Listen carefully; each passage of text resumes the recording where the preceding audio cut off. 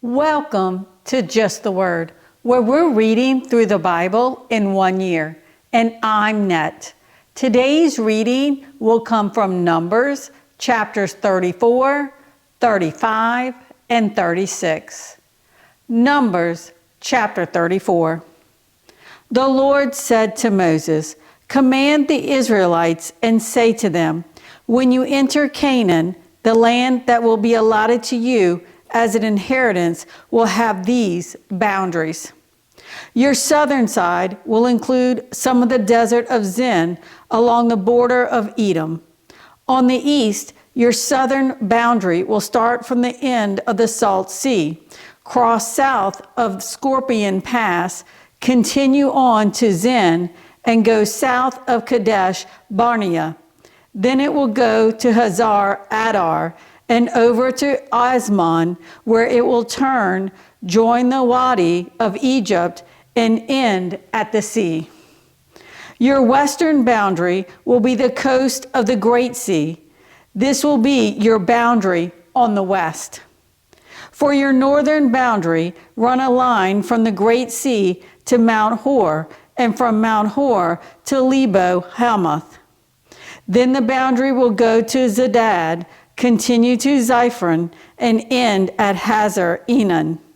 This will be your boundary on the north. For your eastern boundary, run a line from Hazar Enan to Shephem.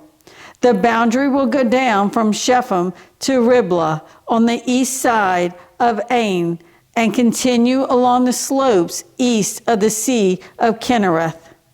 Then the boundary will go down along the Jordan and end at the Salt Sea. This will be your land with its boundaries on every side. Moses commanded the Israelites, assign this land by lot as an inheritance. The Lord has ordered that it be given to the 9.5 tribes, because the families of the tribe of Reuben, the tribe of Gad, and the half-tribe of Manasseh have received their inheritance. These 2.5 tribes have received their inheritance on the east side of the Jordan of Jericho toward the sunrise. The Lord said to Moses, "These are the names of the men who are to assign the land for you as an inheritance: Eleazar the priest and Joshua son of Nun. And appoint one leader from each tribe to help assign the land.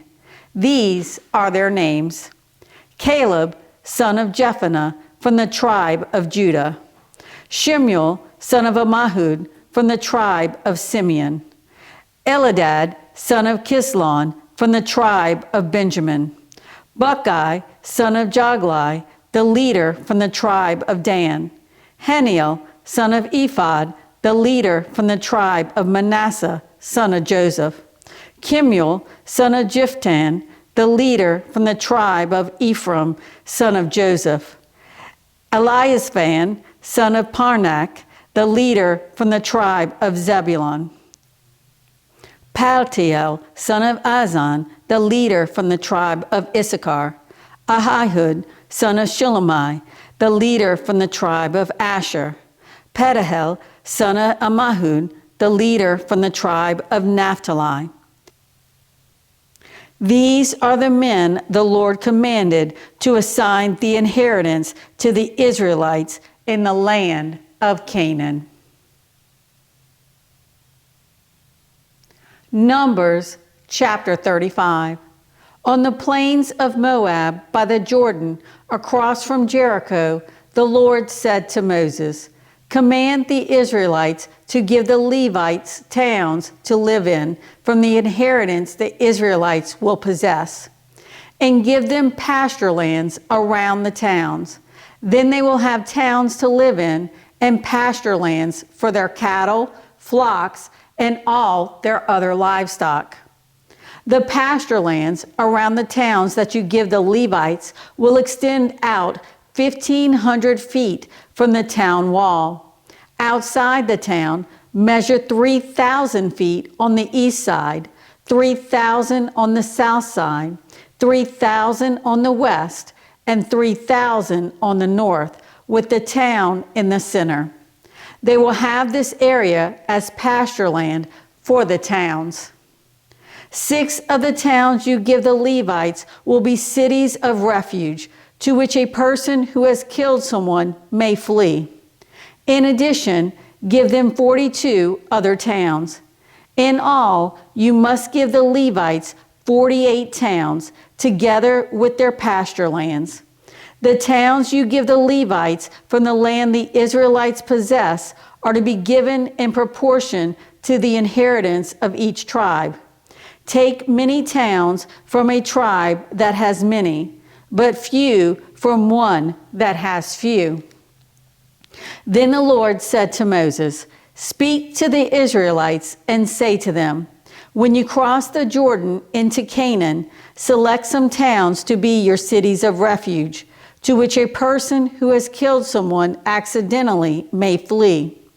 They will be places of refuge from the avenger, so that a person accused of murder may not die before he stands trial before the assembly. These 6 towns you give will be your cities of refuge. Give 3 on this side of the Jordan, and 3 in Canaan as cities of refuge. These 6 towns will be a place of refuge for Israelites, aliens, and any other people living among them, so that anyone who has killed another accidentally can flee there. If a man strikes someone with an iron object so that he dies, he is a murderer. The murderer shall be put to death.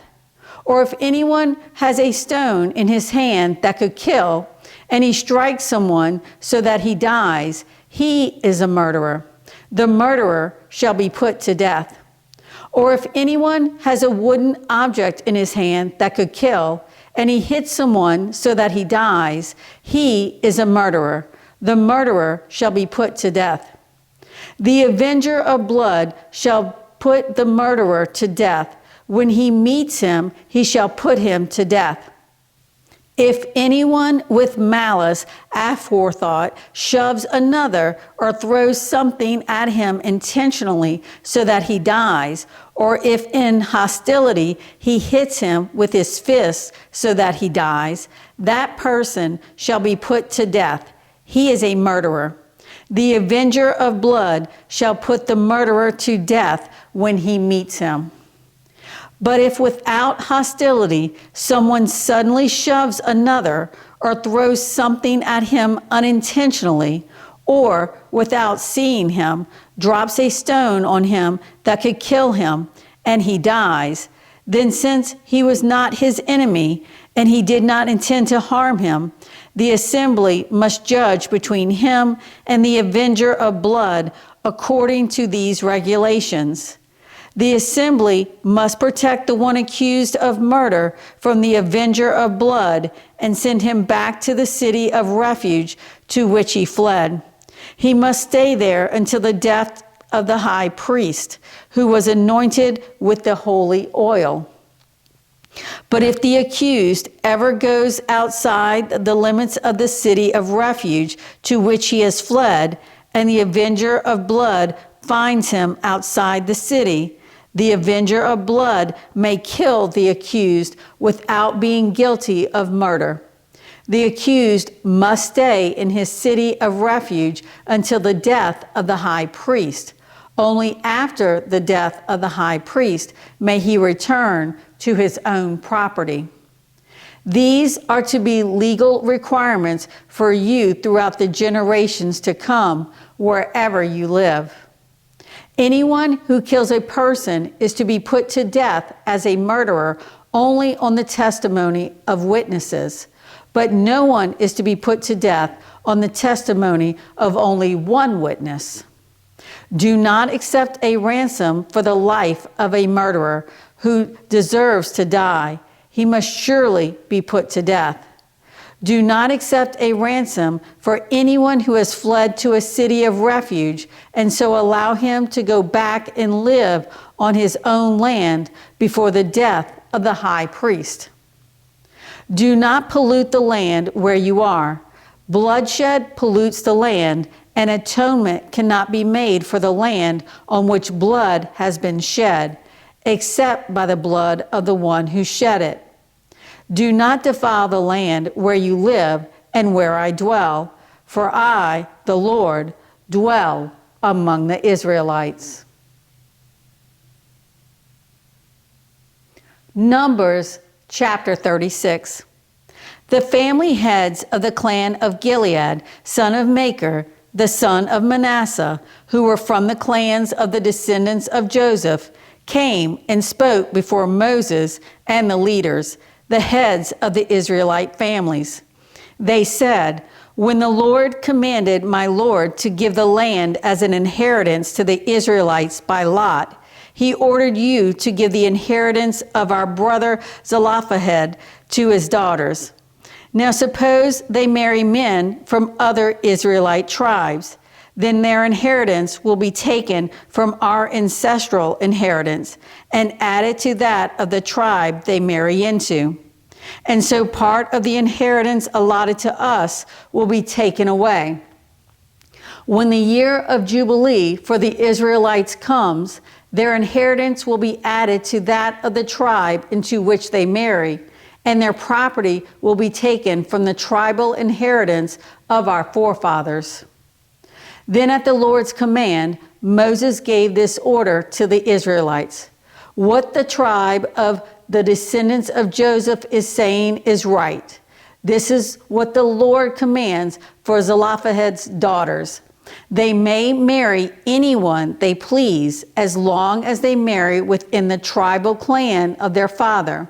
No inheritance in Israel is to pass from tribe to tribe, for every Israelite shall keep the tribal land inherited from his forefathers. Every daughter who inherits land in any Israelite tribe must marry someone in her father's tribal clan, so that every Israelite will possess the inheritance of his fathers. No inheritance may pass from tribe to tribe, for each Israelite tribe is to keep the land it inherits." So Zelophehad's daughters did as the Lord commanded Moses. Zelophehad's daughters, Mahlah, Tirzah, Hoglah, Milcah, and Noah, married their cousins on their father's side. They married within the clans of the descendants of Manasseh, son of Joseph, and their inheritance remained in their father's clan and tribe. These are the commands and regulations the Lord gave through Moses to the Israelites on the plains of Moab by the Jordan, across from Jericho. Thanks for joining Just the Word. See you tomorrow.